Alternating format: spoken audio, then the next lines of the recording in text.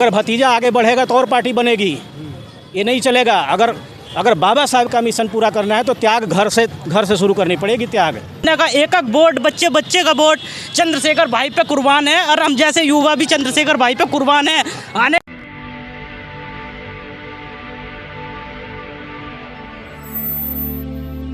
जय भीम, मैं मेवालाल और आप देख रहे हैं बहुजन समय। साथियों, आज मैं डाबरी, ये बाबा साहब अम्बेडकर चौक है, यहाँ पे आया था। तो यहाँ पर बाबा साहब अम्बेडकर का 143वीं जयंती मनाई जा रही थी। तो यहाँ पर हमारे 3 साथी यहाँ पर मुझे दिखे, तो इनका बारी बारी से परिचय पूछूंगा कि आखिर यहाँ पर अम्बेडकर जयंती में आप लोगों ने क्या यहाँ पर सीखा, आगे क्या आप लोगों का प्लान है और राजनीतिक पर क्या इनका सोच है। सबसे पहले आपका परिचय क्या है? मेरा नाम शक्ति सिंह है जी। कहाँ रहते हैं? साधनगर में। हाँ जी। आप पॉलिटिकल पार्टी कुछ करते हैं, काम करते हैं? हाँ करते हैं। किस पार्टी से? बीएसपी के लिए। बीएसपी के लिए किस पोस्ट पे हैं? पोस्ट नहीं है, हम वैसे ही करते हैं काम। बिना पद के? हाँ, बिना पद के। हम जिम्मेदारी तो है नहीं फिर आपकी? हम दिल से ही काम करते हैं। जो भी दिल का कदम कैसे पता लगा? जिम्मेदारी आप लीजिए ना। हम तो जिम्मेवारी तो ले ही हैं, कई बार ले ही हैं, कई पदों पर रह चुके हैं। आपका परिचय सर? मेरा नाम बसंत कुमार है, महावीर इंक्लेव में रहता हूँ और मेरा सेल्फ बिजनेस है और मिशन मूवमेंट के लिए काम करते हैं। और बाबा साहब के मिशन को समझ करके, पढ़ करके, जान करके अपने लोगों को उनको बताने का काम करते हैं। और राजनीतिक तौर पे, सामाजिक तौर पे उनको समझाने का, बताने का काम करते हैं कि जिससे हमारे समाज का, हमारे मिशन का, बाबा साहब के सपनों का भारत बन सके।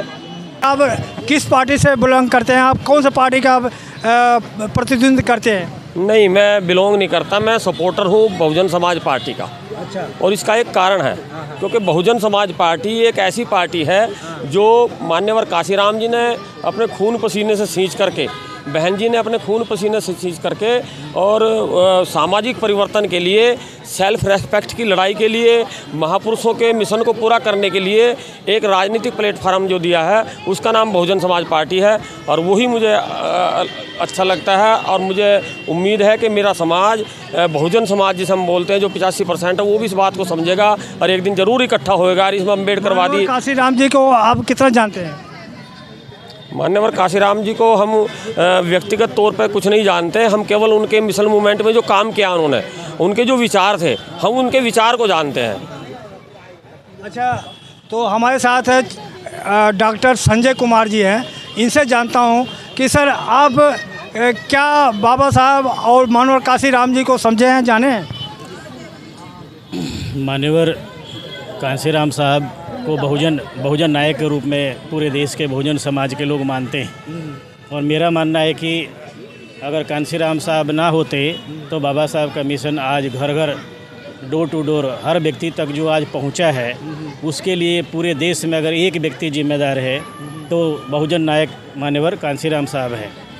बाबा साहब का जहां तक सवाल है, तो बाबा साहब का मिशन जो है प्रबुद्ध भारत, तो प्रबुद्ध भारत का जो मिशन है अभी तक अधूरा है। और उस अधूरे मिशन को पूरा करने के लिए साहब कांशीराम ने बागडोर संभाली। और जब नारा लगता था, बाबा तेरा मिशन अधूरा, कांशीराम करेंगे पूरा, लेकिन आज कांशीराम जी नहीं है। तो आज कांशीराम जी नहीं है तो पूरे समाज का कर्तव्य है, विशेष रूप से यूथ, जो युवा हैं पढ़े लिखे बहुजन समाज के, उनका कर्तव्य है कि वो सामने आएँ, घर से बाहर निकलें, बाबा साहब को जानें, बाबा साहब को पढ़ें और बहुजन समाज का, बाबा साहब का जो मिशन है उसको जो है उसके मंजिल तक लेकर जाएं। सर, मानो काशीराम ने एक नारा था, 85 पर 15 का शासन नहीं चलेगा, तो इस नारे को आपने सुना है? हमने सुना भी है और उत्तर प्रदेश में चरितार्थ करके भी दिखाया है। लेकिन समस्या हमारे समाज की यह है कि वो जो बहुत जल्दी दिग्भ्रमित हो जाता है, बहुत जल्दी बहकाए में आ जाता है।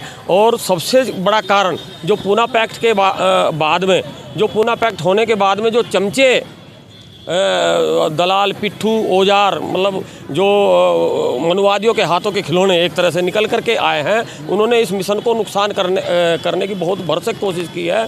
ये शुक्र है बहन जी का और मान्यवर काशीराम जी का कि उन्होंने अपने समाज में इतने कैडर, इतने लोगों को जागरूक कर दिया है कि आज उनकी टक्कर के लिए, चमचों की टक्कर के लिए आज कंधे से कंधा मिलाकर बच्चे से लेकर बूढ़े तक, युवा से लेकर महिलाओं तक सब एक कंधे से कंधा मिलाकर के इस मिशन को जिंदा किए हुए है। और यही कारण है कि बहुजन समाज पार्टी इस देश की राष्ट्रीय पार्टी के हिसाब से तीसरे नंबर की पार्टी है। कांग्रेस, बीजेपी और कांग्रेस के बाद में तीसरा नंबर है। सर, मैं आपसे एक सवाल पूछना चाह रहा हूँ।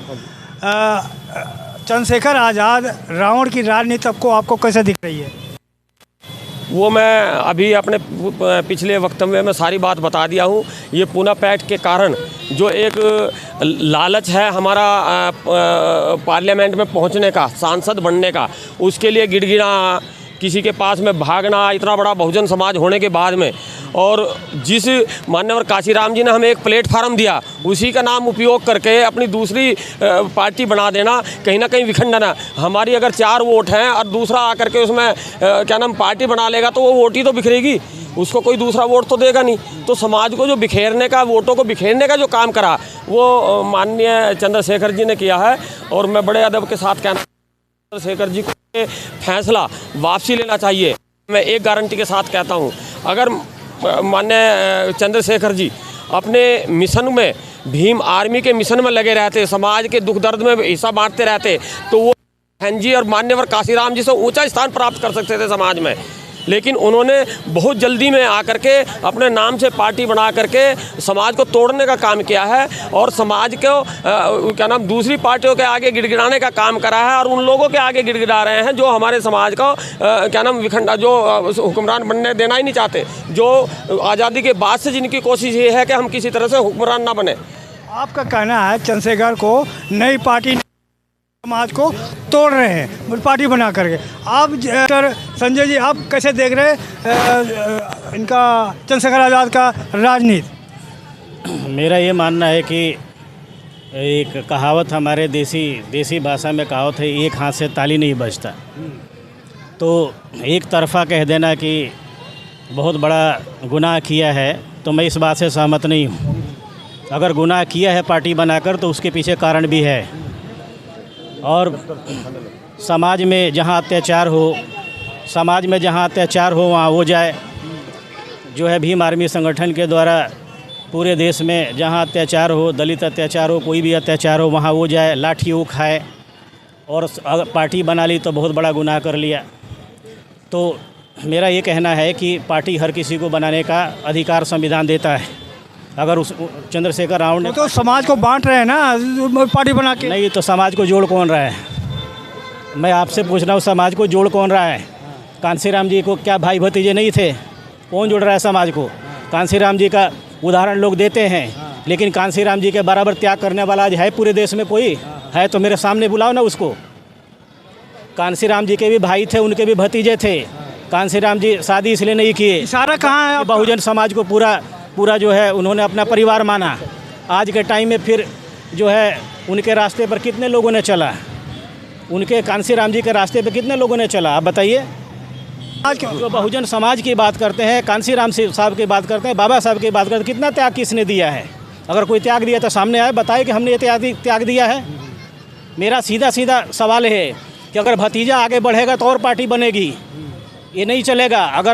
अगर बाबा साहब का मिशन पूरा करना है तो त्याग घर से शुरू करनी पड़ेगी। त्याग ये ऐसा नहीं चलेगा दो मुँहा सांप। हमारे अपने लिए हम उन्होंने शादी क्यों नहीं की कि बहुजन समाज को अपना परिवार माना, और लास्ट में कहाँ मिशन जा रहा है? लास्ट में वहीं जा रहा है। अगर यही करना था तो फिर शादी ही कर लेते, क्या दिक्कत था? सर, सवाल है, जब मैं पैदा ही हुआ बहुजन मिशन में, 98 की बात है, जब मैं 12वीं में था तब से मैं बहुजन मिशन में हूँ। और आज जो है अब जो मेरे साथी कह रहे नहीं पढ़ा है, शायद इन्होंने कांसीराम जी को देखा भी नहीं होगा। मैंने देखा भी है बहुत नज़दीक से, रामलीला मैदान में। और नहीं, ठीक है, आप अपनी बात रखना। 25 साल से तो मिशन में ही है, और कोई कहा कोई सुनाया वो ये बात शोभा नहीं देती। एक जो है प्रोफेसर को आप ये कह रहे हैं कि सुनी बात कह रहा है, ऐसा नहीं कह रहा है। मैंने बहुत दिनों से देखा, और सारी चीज़ें अगर सही है तो पूरे देश में कश्मीर से लेकर कन्याकुमारी तक, कश्मीर में भी हमारी पाँच विधायक की सीटें आया करती थी कांसीराम के ज़माने में। मध्य प्रदेश में 12 सीटें आया करती थी, बिहार में 10 सीटें आया करती थी। यूपी तो छोड़ दो, गढ़ है। लेकिन आज क्या हालात है? पूरे देश में जो है जहाँ सीटें आती थी वहाँ 0 है। अब आप तीसरी पार्टी आप कह रहे हैं, तीसरी पार्टी नहीं है, देश की चौथी पार्टी है, तीसरी थी चौथी पर आ गई है और यही हालात रहा तो ये आप देखना कि राष्ट्रीय पार्टी का मान्यता जो है वो बहुत जल्दी ख़त्म होने वाला है। अगर यही हालात रहा तो अभी इलेक्शन होने वाला है, इलेक्शन के बाद देख लेना। सर मैं आपसे पूछ रहा हूँ, आपने खुद कहा कि मैं काशीराम को देखा नहीं है, सुना है, आपने कहा नहीं देखा भी है और सुना भी है और पढ़ा भी है। सुना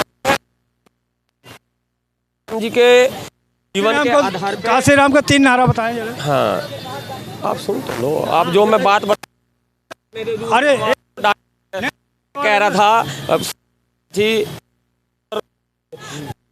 इंजीनियर हमारे समाज में बहुत ऐसे हैं जो समाज के बिल्कुल नहीं आते, वो अपने टीवी और बीबी में मस्त है। के लोग जितने भी बड़े बड़े अफसर बने बैठे हैं सब टीवी और बीबी में मस्त है। तो मुझे प्रोफेसर बनने की जो सामाजिक चीज़ है और शैक्षणिक शिक्षा अलग है। शैक्षणिक शिक्षा से आप सुन रहे हैं, उन सबको मालूम है काशीराम जी ने इनका ये सवाल था, अगर चंद्रशेखर समाज को तोड़ रहे हैं तो जोड़ कौन रहा है? ये जोड़ बहुजन समाज पार्टी रही तोड़ रही है, जिन्होंने के काशीराम जी के बराबर। अरे काशीराम जी के कंधे से कंधे कर बहन जी ने संघर्ष किया, उनका संघर्ष कोई नहीं जानता। मैंने साइकिल पे बैठी देखी उनको, मैंने बस में बैठे देखी उनको कहते सुना, बहन जी मेरी साइकिल पे चलो, फला गांव में क्या नाम लोग इकट्ठे। उत्तर प्रदेश का कोई गांव ऐसा नहीं जिसमें बहन जी ना गई हो, और उसके संघर्ष को आप ये कह रहे हैं। जन समाज पार्टी के नाम से कितने हजारों की तादाद में काउंसलर, एमपी, एमएलए बड़े बड़े पद पर रहे, आज वो कहाँ हैं? दूसरी पार्टियों में क्या नाम वो कर रहे हैं। तो अगर एक वो समाज का एक आदमी, अगर उसके परिवार का एक आदमी कहे मैं राजनीति करना है, तो मुझे बताइए कौन सी पार्टी में काम करेगा? वो किस पार्टी में जाए? क्या वो बहुजन समाज पार्टी में नहीं जा सकता? उसका बुद्धि विवेक ये नहीं कहता कि मैं अपनी पार्टी में काम करूं? क्यों नहीं परिवार का आदमी काम कर सकता? काशीराम जी का अगर परिवार में कोई अगर पॉलिटिकल एजेंडा वाला कोई आदमी होता, क्या आप काशीराम जी से रोक देते? नहीं रोकते। सर एक सवाल ले लीजिए, मानवर काशीराम जी एक नारा था, बहुजन हिताय बहुजन सुखाय, हाँ जी, है ना? हाँ जी। बाबा साहब ने दिया था। हाँ। बहन जी आज सर्जन हिताय सर्जन सुखाय दिया। हाँ। तो बहन जी का बहुजन समाज पार्टी और मानवर काशीराम का बहुजन समाज पार्टी अंतर है? वो सब समान है। आपको शायद ये नहीं पता, अमित शाह बोध विहार में जा कर के धम का वो पट्टा पहन लेता है। मोदी जी पैर धोने लगते हैं सफाई कर्मचारियों के, तो क्या वो उनके हितैषी हो गए? क्या नाम अमित शाह, क्या नाम वो बोध हो गया? ये सब पॉलिटिकल एजेंडा होता है। ये समझाने के लिए, ये समाज को समझने की जरूरत है। ये कुछ नहीं है। बहुजन हिताय और सर्जन सुखाय हमारा नारा है, था और रहेगा। लेकिन जो सर्जन हिताय सर्जन सुखाय एक पॉलिटिकल एजेंडे पे है। लोग हमें कहते थे ये तो भाई पार्शलिटी कर रहे हैं, हमारे लोग कहाँ जाएंगे, ये क्या नाम हिस्सेदारी बांट रहे हैं। इसलिए उसको देखते हुए सर्जन सुखाय सर्जन हिताय क्या नाम नारा दिया। जी संजय जी, आप बताएं, ये कह रहे हैं कि समाज को जोड़ने के लिए बहुजन समाज पार्टी बहन जी कर रही हैं, आप कह रहे हैं कि कोई कर ही नहीं रहा। देखिए थोड़ा ऊपर कीजिए। केमिस्ट्री में एक एसिड होता है, एक बेस होता है। हाँ। एक को अम्ल कहते हैं, दूसरे को क्षार कहते हैं। तो इस देश में दो तरह की आइडियोलॉजी है, विचारधारा। एक मनुवादी और एक अम्बेडकरवादी या बुद्धवादी कह लो। तीसरी विचारधारा इस देश में नहीं है। अब जो मनुवादी है वो कभी अम्बेडकरवादी नहीं हो सकता, जो अम्बेडकरवादी है वो कभी मनुवादी नहीं हो सकता, ये क्लियर है। जिस लालच में बहुजन हिताय बहुजन सुखाय को सर्वजन हिताय सर्वजन सुखाय कहा गया या किया गया, मैं ये पूछना चाहता हूँ मेरे साथी से कि क्या वो पूरा हुआ? कभी भी जनरल वर्ग, ये ध्यान से अपने दिमाग में नोट कर लें, आपको हुक्मरान ना बनाया है ना बनाएगा, कभी आपको वोट नहीं देता है। ये मूर्खता हमारे समाज की है कि हम उनको अपना मान लेते हैं। वो आपको कभी राजपाट ना दिया है ना देगा। बहुजन हिताय बहुजन सुखाय बहुजन समाज पार्टी का ये स्लोगन नहीं है, ये भगवान बुद्ध ने कहा था, ये भगवान बुद्ध ने कहा था। और इसके पीछे कारण है, उन्होंने ये कहा था कि संसार में कुछ ऐसे लोग हैं जो हर तरह से सक्षम हैं, उनके बारे में हमें चिंता करने की ज़रूरत नहीं है। लेकिन बहुतायत आबादी जो मेजॉरिटी ऑफ पॉपुलेशन है पूरे वर्ल्ड में, उसके कल्याण की हमें चिंता करने की ज़रूरत है। इसलिए बहुजन हिताय बहुजन सुखाय की बात कही गई। इसको बाबा साहब ने माना, इसको कांशीराम जी ने दोहराया। लेकिन बाबा साहब के मिशन के साथ धोखा हुआ, बाबा साहब के मिशन के साथ खिलवाड़ किया गया। ब्राह्मण शंख बजाएगा, हाथी सूंड हिलाएगा, ये नारे दिए गए। उसके बाद जो है कैडर बंद किए गए, तमाम बहुजन संगठन जैसे पत्रिकाएँ थी सारे विधिवत रूप से बंद किए गए। तो मिशन के साथ खिलवाड़ किया गया। तो आज बहुजन समाज पार्टी उस चौराहे पे खड़ी है, अपने अस्तित्व की लड़ाई लड़ रही है। ये सच्चाई है। और 4 जून को पता चल जाएगा कि ये लड़ाई कितने दिन और चलेगी। तो मेरा ये मानना है कि बहुजन हिताय बहुजन सुखाय था, रहेगा यही। जिन लोगों ने इसके साथ खिलवाड़ किया उनको इसकी भरपाई मिल गई, उनको सज़ा मिल गई। ब्राह्मण समाज कभी नहीं हुआ है बहुजन समाज का हिस्सा, कभी आपके बारे में नहीं सोचता, नहीं चाहता, कभी आपको हुक्मरान नहीं बनाएगा, ना बनाया है। ये भ्रम निकाल दें। अगर इतना होने के बाद भी भ्रम है तो इसका फिर इलाज नहीं है। और लोग कहते हैं मोदी भक्त अंध भक्त, तो मुझे लगता है कि ये हमारे समाज में भी इस तरह के भक्तों की कमी नहीं है। ये दिमाग से निकाल देना चाहिए कि ब्राह्मण समाज या सामान्य वर्ग के लोग आपको कभी सत्ता तक पहुंचाएंगे या पहुंचाने के लिए बहुजन समाज में जुड़े थे। क्या कहेंगे आप? हम कहेंगे अब मेरी या तो आप जो है बीच में मत लेना, पूरी बाइट लो। हाँ। जैसे आप दूसरे की बाइट ले रहे हो तो आज पूरी बाइट मेरी लो आप। हाँ। ठीक है ना? लेकिन जो हाँ उसी पे कह रहा हूँ मैं। शायद भाई साहब को ये नहीं मालूम कि अगर हम इस मिशन की बात करें जो भगवान बुद्ध से शुरू हुआ और काशी राम जी तक आज बहन जी इस मिशन को चला रही हैं, शायद इनको मैं ये मालूम नहीं है कि ब्राह्मण का भगवान बुद्ध ने जब क्या नाम धम्म दीक्षा दी तो सबसे पहले 5 ब्राह्मणों की दी। और बौद्ध धर्म जो इस देश में राज किया और बुद्धिज्म का जो राज रहा वो क्या नाम उसमें ब्राह्मणों का योगदान रहा। उसके बाद बाबा साहब आते हैं। बाबा साहब को अगर सबसे ज़्यादा सहयोग किया तो ब्राह्मणों का क्या पता, उन्होंने ब्राह्मणों का वो नहीं दिया। मनुस्मृति 27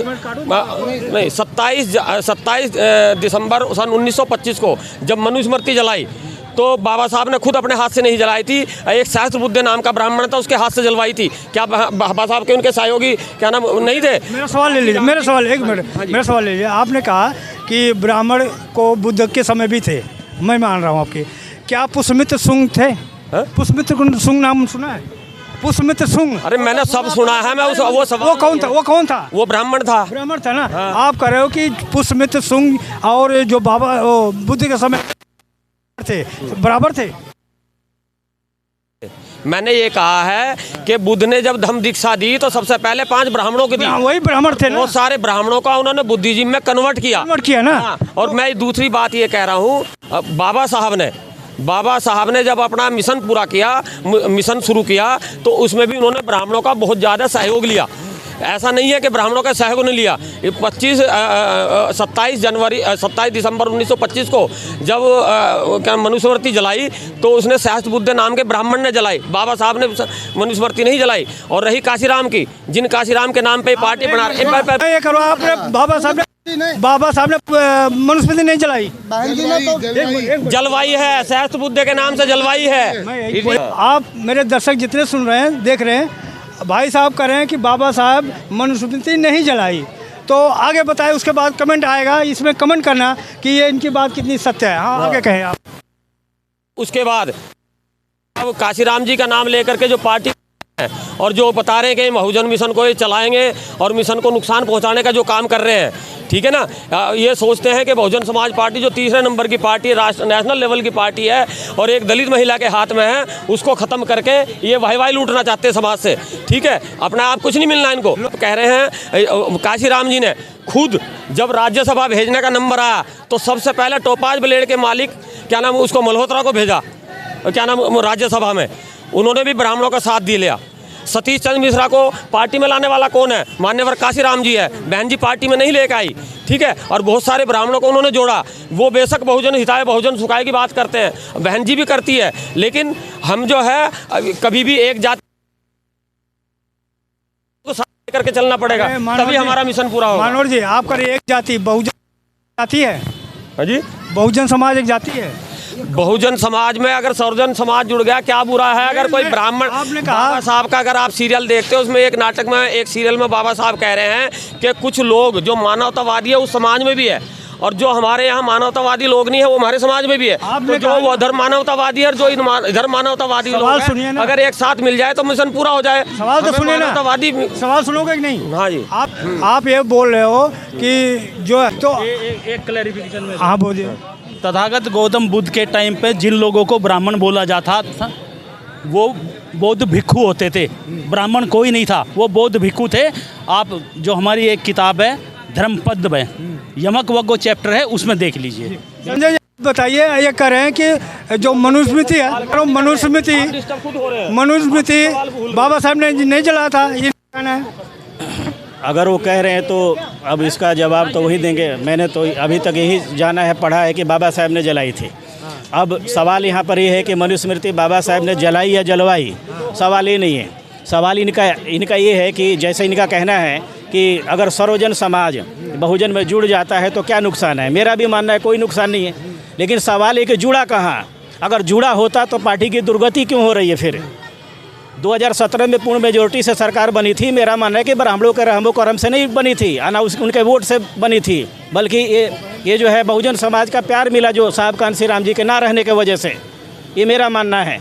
अगर 2007 में पूर्ण मेजोरिटी की सरकार ब्राह्मणों ने उत्तर प्रदेश में बनाई तो उसके बाद फिर क्यों नहीं बना रहे हैं, ये मेरा मानना है। मैंने पहले ही बताया कि एसिड और बेस दो अलग अलग होते हैं। जैसे दोनों को मिलाओगे रासायनिक क्रिया होगी और न्यूट्रल हो जाएगा, ना वो एसिड रहेगा ना बेस रहेगा। दो विचारधाराएं हैं।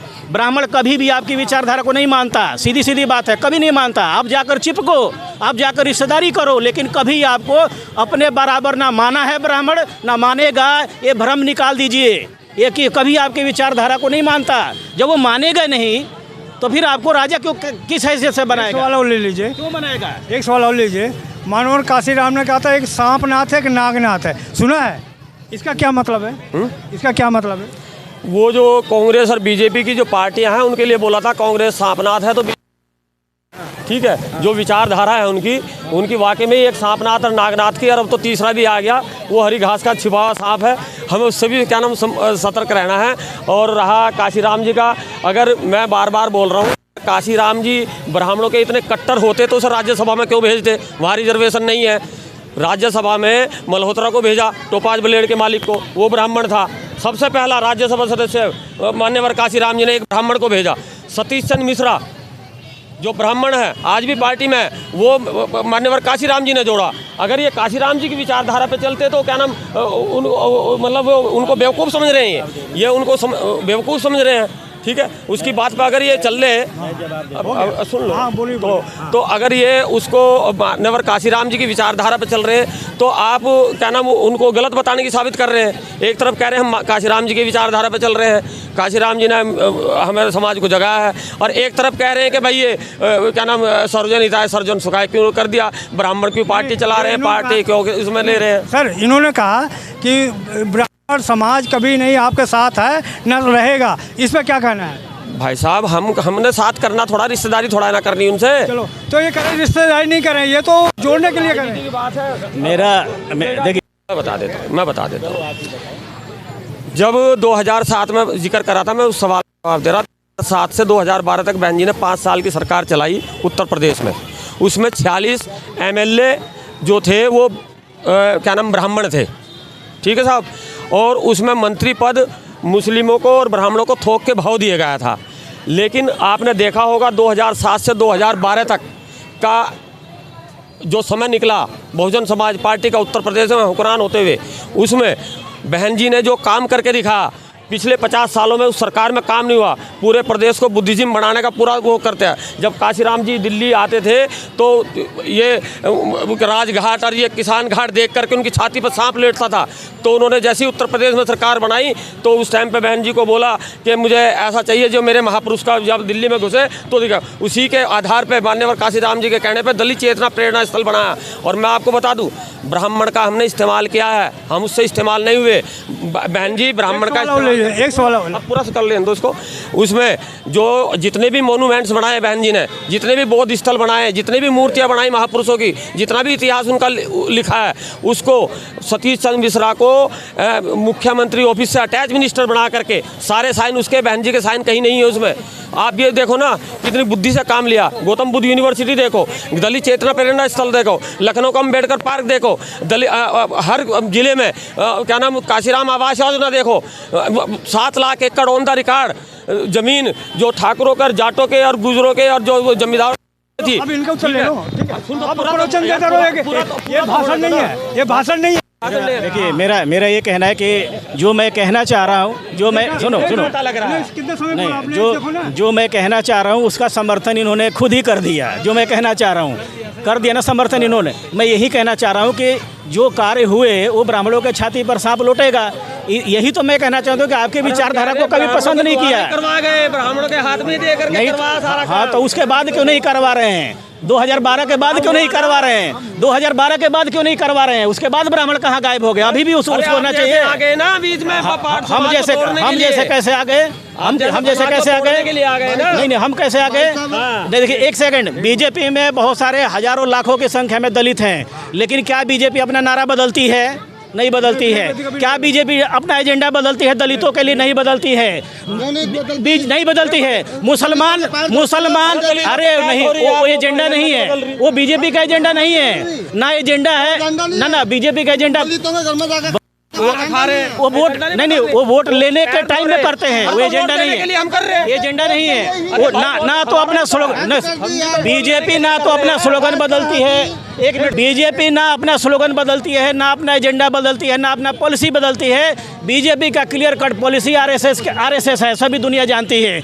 और बीजेपी वाले खुलेआम कहते हैं मुसलमानों के वोट नहीं चाहिए, जबकि 13% मुसलमान हैं। और जो हम इसकी स्वर्णों की बात करते हैं, जनरल की बात करते हैं, ये 15% भी नहीं है, ये 12-13% है पूरे देश में 12-13% है। और एक सेकंड, और 12-13 अगर 15% मान भी लिया जाए, और जो कह रहे कि वो सटने की बात कह रहे कि भाई उनको लेकर सरकार बना लेंगे, 15% में तुम कुछ भी कर लो, 2-4% से ज़्यादा ब्राह्मण या जनरल के लोग कभी बीएसपी को वोट नहीं देते। तो हम 2-4% के लिए अपने मिशन की ऐसी तैसी करें, हम स्लोगन बदल दें, हम सारे जो हमारे पत्र पत्रिकाएं चलती थी सारा बंद कर दें, हम कैडर बंद कर दें। ये कहाँ का मिशन है? ये मैं जो कह रहा है, जो भाई साहब बता रहे हैं कि 2012 के, इन्होंने जो कहा मिशन की बात, स्लोगन की बात, अगर वो पैर धोते हैं, पट्टा डालते हैं बौद्ध धर्म का, तो वो अपने मिशन नहीं बदल रहे। अब इन्होंने कहा मुसलमान की बात कि वो सरेआम आरएसएस वाले मुसलमानों को कहते हैं हमें उनकी वोट नहीं चाहिए, ठीक है ना, कहते हैं ना। आप भाई साहब को मालूम नहीं है कि हमारे समाज का भी 80-90% लोग ब्राह्मणों के यहाँ अभी भी जा कर के नाक रगड़ता, कहता मेरे बच्चे का नामकरण कर दो, मेरे बच्चे की शादी करवा दो, मेरे मकान का क्या नाम गृह प्रवेश करवा दो। एक ब्राह्मण के पीछे 70 चमार, 70 खटीक, 70 धानक हमारा समाज, जो बहुजन समाज जिसको हम बोलते हैं, वो पीछे लग जाता है। तो ब्राह्मण के बगैर अभी हमारा समाज का काम चल नहीं रहा है। जब तक वो पूरा बुद्धिज्म में नहीं आता, जब तक हमें ब्राह्मणों की ज़रूरत है, ठीक है। तो इसलिए ही मान्यवर काशीराम जी ने इस बात को समझा और उसने टोपाज ब्लेड के मालिक को, ब्राह्मण को, और राज्यसभा में भेजा। सतीश चंद्र मिश्रा को अपनी पार्टी में लाया एज ए वकील, ठीक है। और बहुत सारे ब्राह्मणों को क्या नाम उन्होंने सदस्यता दिलाई। उपाध्याय उत्तर प्रदेश का मिनिस्टर जो रहा, वो भी क्या नाम मान्यवर काशीराम जी लाए। बहुत सारे ब्राह्मण मैं पर्सनली नहीं जानता इतना ज़्यादा कि कौन कौन मिनिस्टर लाया है, लेकिन उनमें काशीराम जी का पूरा हाथ साथ पूरा सहयोग था। तो आप कह रहे हैं कि भाई मुसलमान, अरे भाई उनका कॉन्सेप्ट है मुसलमानों के विरुद्ध, उनका हिंदू मुस्लिम वाली राजनीति है। हम ब्राह्मण चमार वाली राजनीति नहीं कर सकते। अभी कब लगा 85 पर 15 का शासन नहीं चलेगा, नहीं चलेगा लगा रहे हैं, अभी नहीं करा। सिद्धार्थ गौतम जी ने बोला भाई वोट हमारे पास है, बहुजन समाज हम है, और वो राज वो कर रहे हैं। जैसे वो हमारे समाज को भ्रमित कर रहे हैं, हम नहीं उनको भ्रमित कर सकते। अगर भाई साहब मुझे बताइए, ब्राह्मणों को हमने टिकट दी, ब्राह्मण एमएलए बने, ब्राह्मण मंत्री बने, मुझे एक योजना बता दो। मेरे समाज के लिए इतनी योजना बनाई बहन जी ने, जब हमारी 5 साल की सरकार रही, कि दुनिया जानती है, आप सब आदमी जानते हैं। एक भी योजना मुझे ये बता दो जो ब्राह्मणों के लिए बनाई हो। अच्छा, एक सवाल, ब्राह्मण मंत्री होते हुए ब्राह्मण एमएलए होते हैं, आप सवाल कहते हैं ब्राह्मण सरकार चला रहे हैं, तो क्या नाम उनकी योजना भी तो होनी चाहिए थी, उनकी योजना नहीं। उनसे बात लिए योजनाएं किसी जात के लिए कोई सरकार नहीं बनाती। पहली बात तो ये है, एक जवान आ गया। योजनाएं, वन सेकंड, योजनाएं कोई भी सरकार किसी भी जाति मजहब के स्पेशल नाम पर नहीं बनाती, क्योंकि संविधान इस बात का जो है अलाउ नहीं करता है। इसलिए चाहे वो ब्राह्मण मंत्री रहा हो, चाहे कुछ भी रहा हो, ब्राह्मणों के लिए योजना नहीं बना सकता, या चाहे दलित रहा हो तो दलितों के लिए नहीं बना सकता। पहली बात तो ये। दूसरी बात, जब कांसीराम ने ये भी कहा था कि जिसके खिलाफ संघर्ष उसी से दोस्ती नहीं चलेगी, ये भी कांसीराम जी ने कहा था, जिसके खिलाफ संघर्ष उसी से दोस्ती नहीं चलेगी। अगर ब्राह्मण समाज से लगता है कि बहुजन समाज पार्टी को केंद्र में सत्ता मिल सकती है उत्तर प्रदेश में, तो मोस्ट वेलकम, मैं भी आपके साथ हूँ। लेकिन मेरा अनुभव ये करता है कि ब्राह्मण ना कभी आपका साथ दिया है ना देगा, ये मेरा अनुभव कहता है। आप ये बताइए, लास्ट सवाल मेरा है, बहन जी चंद्रशेखर को अगर लाती हैं तो बहन जी को नुकसान होगा, इसलिए चंद्रशेखर को नहीं ला रही हैं? नहीं, देखो ऐसा है, ये जो मिशन मूवमेंट है ये बहन जी का स्पेशल उनका खुद मूवमेंट नहीं है। और आपको शायद याद होगा किसी ने मान्यवर काशीराम जी से पूछा था कि भाई तेरा मिशन क्या है, तू करना क्या चाहता है, तो उन्होंने ये जवाब दिया था भाई मिशन तो अगर तुम्हें मिशन जानना है तो तुम्हें फूले साहब अम्बेडकर के पास जाना पड़ेगा, उनको पढ़ना पड़ेगा, उनको जानना समझना पड़ेगा। ठीक है, मिशन उनका है, मैं तो इस मिशन को पूरा करने के लिए प्रयास कर रहा हूँ, अपना जीवन दांव पे लगा रहा हूँ। तो मिशन बहन जी का नहीं है। और मिशन मूवमेंट के लिए जो काम कर रही बहन जी एक माध्यम है। एक मान्यवर काशीराम जी ने एक क्या नाम है एक प्लेटफार्म उनको अपनी विश्वास के तौर पे उनको सौंपा हुआ है। उन्होंने खुद बोला कि मेरी उत्तराधिकारी वो है, तो हमें इस मान सम्मान के माध्यम आपने ज़्यादा बोलते सवाल का उत्तर नहीं, सवाल मैं देता हूँ। हाँ आप बताइए। हाँ, मेरा ये कहने का मतलब है जिस तरह से बहन जी आकाश आनंद को आशीर्वाद दिए हैं, क्या चंद्रशेखर को आशीर्वाद दे सकती हैं? आशीर्वाद देने वाली बात ये थी कि चंद्रशेखर को जब इसने पार्टी बनाई आज़ाद समाज पार्टी, तो इसको समाज पार्टी में नहीं जाना चाहिए था, नहीं गठबंधन करना था। अगर इसने गठबंधन किया है, बहन जी से अनुमति देके नहीं किया। बहन जी जो काम करती है सब समाज सर्वजन हिताय सर्वजन सुखाय के आधार पर काम करती हैं। और अगर चंद्रशेखर सर्वजन हिताय सर्वजन सुखाय के आधार पर काम करता तो बहन जी जैसे ये अखिलेश की गोद में जाकर बैठा है, ऐसे बहन जी के जाकर पैर पकड़ सकता था। वो बहन हमारी भी है, वो सबकी हैं। अगर बहन के पैर नहीं पकड़ सकता। क्या है पार्टी में? मैं बहुजन समाज पार्टी कोऑर्डिनेटर द्वारका विधानसभा। तो क्या आप संपर्क करा सकते हैं? मैं संपर्क नहीं कराऊंगा। मैं संपर्क करा सकता हूं, मैं संपर्क नहीं कराऊंगा, क्योंकि इन्होंने गठबंधन किया है। जब अब बात रही बहन जी की, बहन जी जब आदेश देंगी, बहन जी का निर्णय होगा। कितनी बार बहन जी से मिला आपने? मैं 10 बार बहन जी से मिल चुका, और बहन जी मेरे लाइव रहती हैं। मैं बहन जी कहते हैं कि बहन जी मिलती नहीं। ऐसा कुछ नहीं है, बहन जी बच्चे से ही मिलती हैं, बच्चे बड़े से ही मिलती हैं। बहन जी को जब आप चाहोगे तो बहन जी मिलने का पूरा काम करती है। और राज दरबार मतलब जनता दरबार भी लगाती हैं। अच्छा, आप कहाँ रहते हैं? मैं पॉकेट 7 नसीरपुर द्वारका में। नसीरपुर में आप मीटिंग करते हैं, कितने सर्जन के लोग आते हैं मीटिंग में? हाँ, सब समाज के लोग आते हैं। ब्राह्मण कितने आते हैं? मैं पूछ रहा बहुजन के अलावा सर्जन जी के बोला है, तो सर्जन कितने आते हैं? ब्राह्मण भी आते हैं। हम किसी ब्राह्मण के खिलाफ नहीं है। नहीं, खिलाफ की बात नहीं पूरा। एक बात देखो, ये लॉजिक बात कर रहा हूँ। आप बहुजन समाज के अलावा सर्जन बना रहे हैं, तो आपको तो देखना पड़ेगा सर्जन कितने आ रहे हैं ना। केवल दरी बिछाओगे या कुर्सी बैठने के लिए सर्जन आएगा? नहीं, सभी आते हैं। किस लिए आते हैं? दरी बिछाने के लिए आते हैं? नहीं, बहुजन समाज पार्टी में बहन जी किसी से दरी नहीं बिछवाती। और यहाँ के कार्यक्रम मैं बिछाया हूँ, मैं पार्टी में काम करूँ, दरी बिछाया, झंडा लगाया हूँ, बैनर बिछाया हूँ, आप कह रहे किसी ने लगवाती? तो सभी की है पार्टी सभी की है। आप कह नहीं लगवाती है? नहीं, बहन जी आदेश नहीं देती कि आप, मतलब ये अपना काम है। जैसे परिवार का काम है, एक प्रबंधन नेतृत्वकर्ता लीडरशिप ऑनर, यानी घर का मुखिया या देश का मुखिया।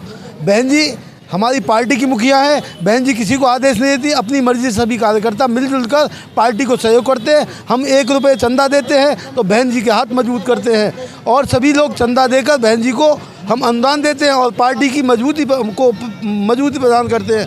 यह हमारा उद्देश्य है। मैं मतलब 8 साल का था, मेरे चाचा जी रामस्वरूप मौर्य थे, और उनको बहुजन समाज पार्टी में काम करते थे। जिस समय 1984 में 2024 में कितने सीट ला रहे हैं आप? 10 पहली बार 10 थी, आपकी 12 हम सीट लाने की बात करते हैं। हम 60 सीट से कम नहीं लाएंगे, और 60 से ऊपर ही होंगी हमारी सीटें। हम किसी भी बात में कमजोर नहीं है। धन्यवाद। तो संजय जी, अब लास्ट है, ये जो बता रहे हैं इससे कितना सहमत है आपका? बहन जी समाज को जोड़ती हैं, तोड़ती नहीं है, और चंद्रशेखर समाज को तोड़ रहे हैं, इस पर क्या? अब ये कह रहे हैं तो इनका अपना नज़रिया होगा।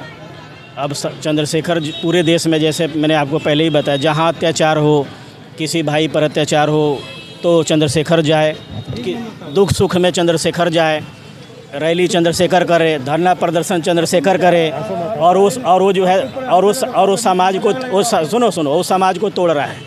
आज जो मिशन मूवमेंट को लेकर बैठ गया, जिसको यही खबर नहीं है कि लोहिया ने क्या कहा था कि जब सड़क सुनी हो जाए तो संसद आवारा हो जाता है।